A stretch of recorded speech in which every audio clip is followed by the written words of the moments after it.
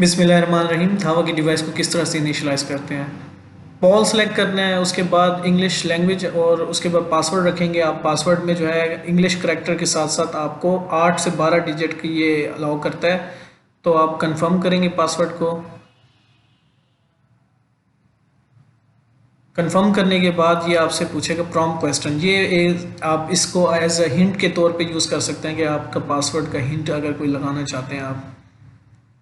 Next करें।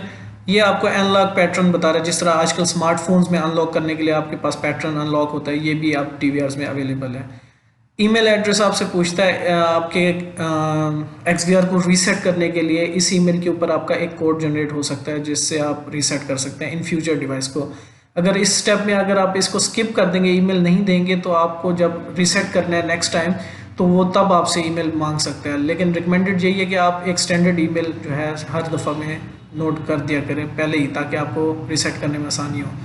इसी तरह आप सिक्योरिटी क्वेश्चन दे सकते हैं जो आप याद रख सकते हैं अपने पासवर्ड को रीसेट करने के लिए। डिफरेंट तरह के सिक्योरिटी क्वेश्चन ये आपसे पूछता है और आप उसको रीसेट के लिए फ्यूचर में यूज़ कर सकते हैं।